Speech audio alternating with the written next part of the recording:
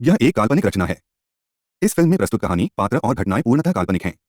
किसी जीवित या मृत व्यक्ति या वास्तविक घटना से कोई समानता मात्र एक संयोग है। मैं major Ranjit, secret service agent, इन दिनों कश्मीर के चांदपुरा सेक्टर में ड्यूटी पर तैनात हूँ। इन दिनों घाटी में एक बार फिर आतंकी घटनाओं में वृद्धि हो गई है। सीमा पार से आतंकियों को हर तरह से मदद मिल रही है। डर के मारे घाटी में पर्यटन का व्यवसाय बिल्कुल बंद होने के कगार पर आ गया है।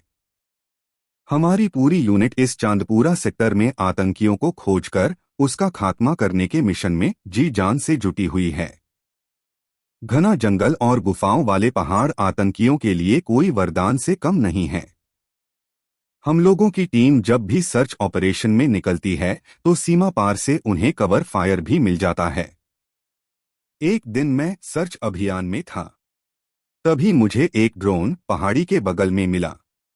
यह जगह मेरे कैंप से तकरीबन 500 मीटर की दूरी पर थी।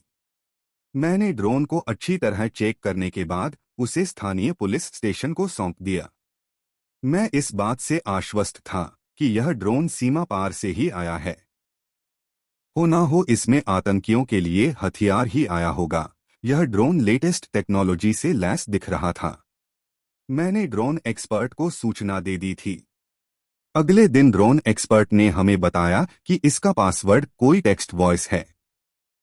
जैसे ही इसके कंट्रोल यूनिट में इनबिल्ट माइक्रोफोन से टेक्स्ट वॉइस इनपुट किया जाएगा, यह ड्रोन एक्टिव मोड में आ जाएगी, जिसके बाद कमांड बटन भी एक्टिव हो जाएगा। फोरेंसिक एक्सपर्ट ने बताया कि इसमें बारूद का कण दिखा है, जो कि हाईली एक्सप्लोसिव का है। 30 किलोग्राम तक का सामान यह ड्रोन आसानी से ढो सकता है। इतना एक्सप्लोसिव 50 मीटर के दायरे में पूरी तरह तबाही मचाने में सक्षम है। हम लोग पूरी तरह अलर्ट मोड पर थे। एक दिन सुबह के करीब 3:30 हो रहे थे। संतरी ड्यूटी में मैं और राइफलमैन डी रमन गेट पर मौजूद थे। गेट के बगल से ही एक रोड गुजरती है। अचानक मेरी नजर एक तेज गति से हमारी ओर आ रही कार पर पड़ी। मैंने रुकने के लिए रेड सिग्नल दिखाया, पर वह रुकी नहीं। मैंने राइफलमैन डी रमन को फायर करने बोल खुद भी फायरिंग शुरू कर दी। गाड़ी का टायर गोली लगते ही ब्लास्ट हो गया। आतंकी गोली फायर करते हुए अपने आप को भी उड़ा लेता है। भयंकर विस्फोट के बाद जब मेरी नींद खुली तो मैंने अपने आप को हॉस्पिटल के बेड पर पाया। राइफलमैन डी रमन शहीद हो गया था। मैं मामूली जख्मी हुआ था। विस्फोट के कारण मेन गेट तो गिर ही गया था, साथ ही साथ बगल वाला बिल्डिंग भी गिर गया था। फॉरेंसिक एक्सपर्ट ने ड्रोन में मिले बारूद के कण तथा इस हमले में प्रयोग किए गए बारूद को सेम माना। एक्सप्लोसिव एक्सपर्ट के अनुसार लगभग 10 किलोग्राम एक्सप्लोसिव का प्रयोग किया गया था।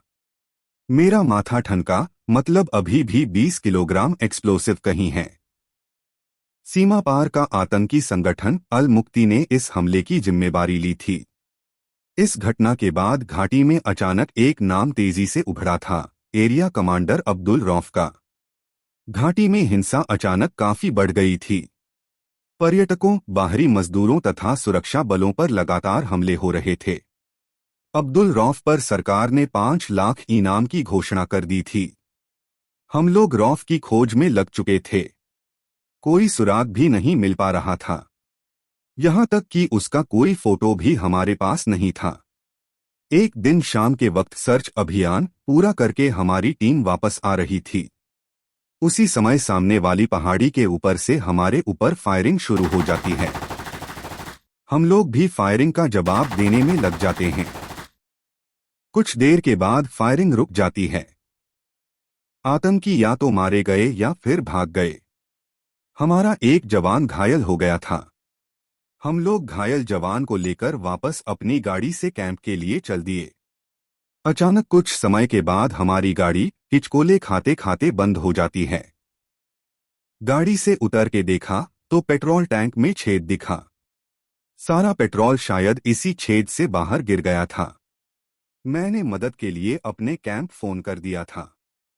हम लोगों को 20 से 25 मिनट बाद ही मदद मिलने की उम्मीद थी। हम लोग अपनी अपनी पोजीशन लेकर अलर्ट मोड पर आ गए थे। स्ट्रीट लाइट से हल्की हल्की रोशनी आ रही थी। तभी हमारे घायल जवान ने पानी की मांग की। पानी हमारे पास पहले ही खत्म हो चुकी थी। मैं पानी की खोज में इधर उधर देखने लगा। तभी सामने मुझे एक घर नजर आया। मैंने पानी के लिए उसके गेट को खटखटाया। कुछ ही देर बाद एक सुंदर लड़की हाथ में लालटेन लिए हुए हमारे सामने खड़ी थी। वह मुझे देखते ही बोली, साहब, हमारे घर में सिर्फ 3 लोग ही हैं, अम्मी, अब्बू और मैं यानी हीना। ये रहा हम तीनों का आधार कार्ड। कोई बाहरी लोग हमारे घर में नहीं आया है। अगर फिर भी शक है तो घर की तलाशी ले सकते हैं। मैंने उसकी ओर वाटर बॉटल बढ़ाते हुए बोला, हीना जी, मुझे आपके घर की तलाशी नहीं लेनी है, मुझे पानी की जरूरत है। वह मुझे हाथ में लालटेन पकड़ाकर वापस पानी लेने चली गई।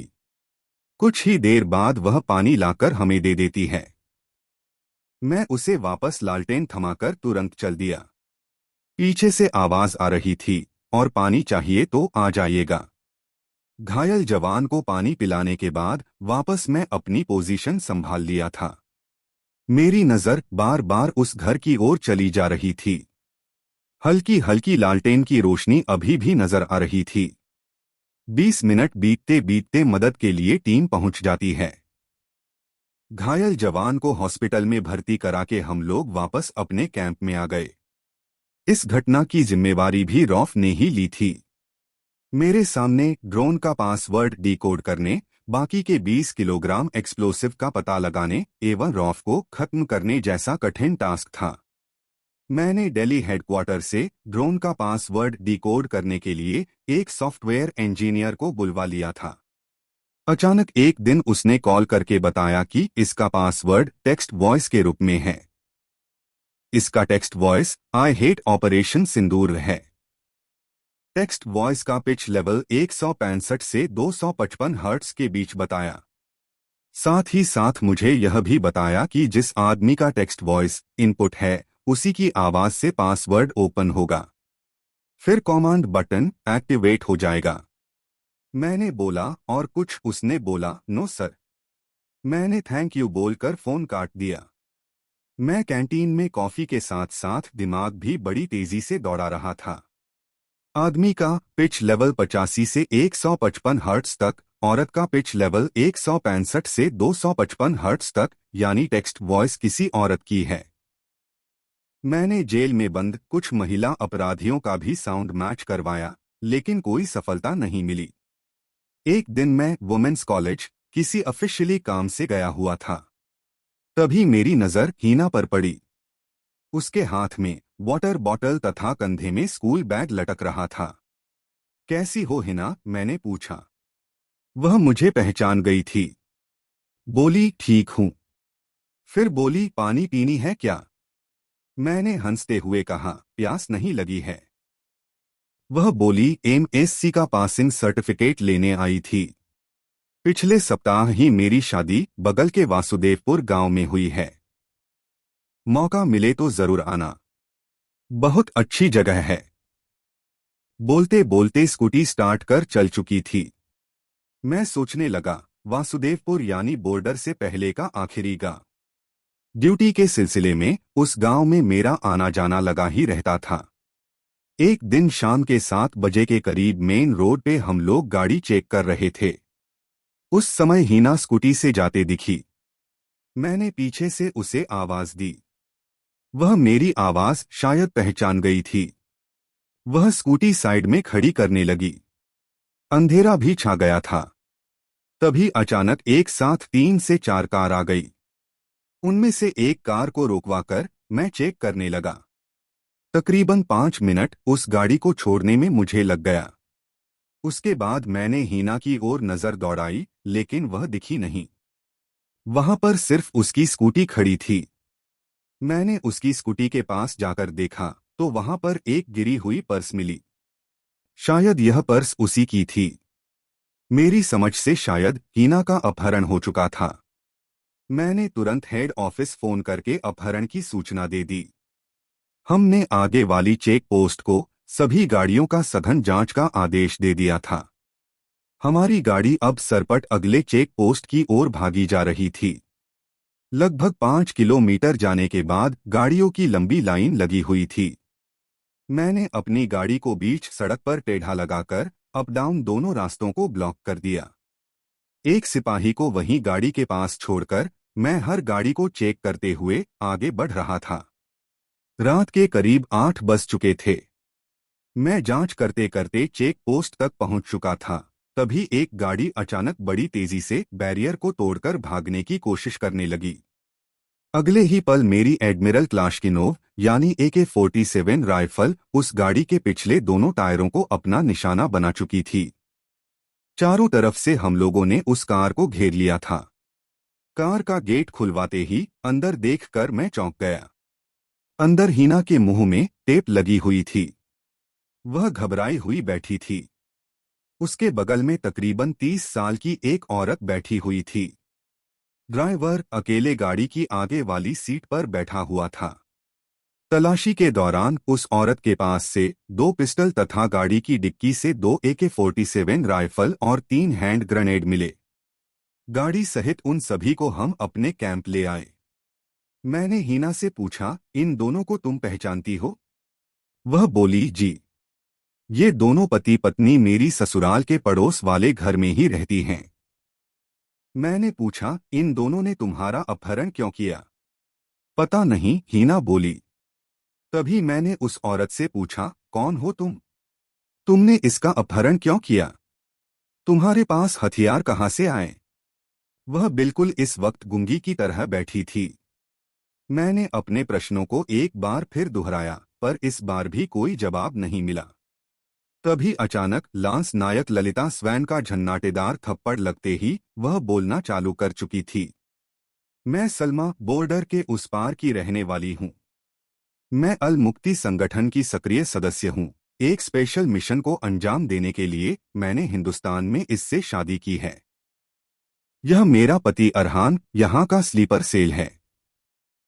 मुझे लगता था हीना जब से शादी करके आई है हमारी गतिविधियों पर नजर रख रही थी। एक बार वीमेंस कॉलेज में एक आर्मी वालों से मैंने बातचीत करते इसे देखी तो मेरा शक और गहरा हो गया था। मुझे लगा यह आर्मी वालों के लिए गुप्तचरी का काम करती है।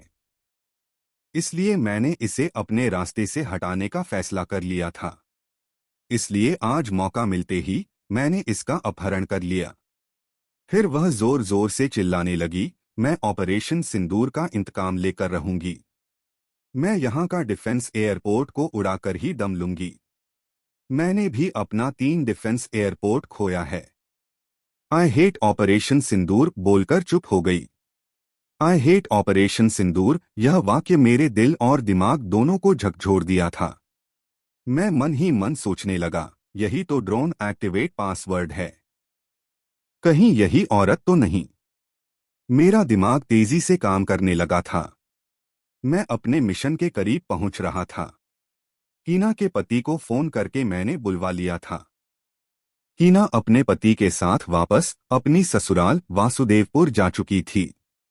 तभी सलमा के सेल फोन पर कॉल आ जाता है, hello area commander Abdul Rauf, mission को जल्द से जल्द अंजाम देकर वापस वतन लौटो। उधर से फिर आवाज आई, कुछ तो जवाब दो सलमा। सेल फोन कॉल को मैंने बगैर जवाब दिए काट दिया। तलाशी के दौरान ही मैंने सेल फोन अपने पास ले ली थी। एक और झटका मुझे लग चुका था। जिस एरिया कमांडर अब्दुल रौफ को मैं अब तक पुरुष समझ रहा था वह यही औरत थी। अरहान भी अपना जुर्म स्वीकार कर चुका था। मैंने साथी को फोन करके ड्रोन मंगवा लिया था। मैंने सलमा के सामने ड्रोन रखकर आई हेट ऑपरेशन सिंदूर बोलने का दबाव दिया। वह मेरे दबाव में टूट चुकी थी। उसके आई हेट ऑपरेशन सिंदूर बोलते ही ड्रोन का कमांड बटन एक्टिवेट मोड में आ चुका था। रात में टॉर्चर के दौरान अरहान ने विस्फोटक का पता बता दिया था। अगले दिन मैं लांस नायक ललिता स्वैन, हवलदार सन्नी गुप्ता, सलमा तथा उसका पति सभी उस पहाड़ी पर मौजूद थे जहां पर हमें 20 किलोग्राम एक्सप्लोसिव बरामद हुआ था। उस पहाड़ी से मात्र 3 किलोमीटर की दूरी पर सीमा पार अल मुक्ति संगठन का 5 महलों वाला आलीशान हेडक्वार्टर था। उसमें हर वक्त करीब 200 आतंकी मौजूद होते थे। उसी जगह से यह ड्रोन आया था। यह सारी बात ललिता द्वारा किए गए टॉर्चर के दौरान सलमा ने बता दी थी। मैंने उस ड्रोन में टाइम बम के साथ बाकी का 20 किलोग्राम एक्सप्लोसिव भी लोड कर दिया था। ललिता द्वारा कनपटी में पिस्टल सटाते ही सलमा ड्रोन के सामने एक बार फिर आई हेट ऑपरेशन सिंदूर बोल चुकी थी। मैंने टाइम बम ऑन कर दिया था। ड्रोन अपनी आखिरी उड़ान के लिए उड़ चुकी थी। कुछ ही देर बाद सीमा पार से भयंकर विस्फोट की आवाज सुनाई पड़ती है। मैंने पीछे मुड़कर देखा तो सलमा एवं अरहान इस लोक से विदा ले चुके थे। हवलदार सन्नी गुप्ता ने अपना काम कर दिया था। मैंने पुलिस को फोन करके बता दिया था, इनकाउंटर में 2 आतंकी मारे गए हैं। हम तीनों वापस जब कैंप लौट रहे थे तो रास्ते में हिना अपने पति के साथ मिल जाती है। वह मुझसे बोली, पानी पीनी है। मैंने बोला, क्यों नहीं।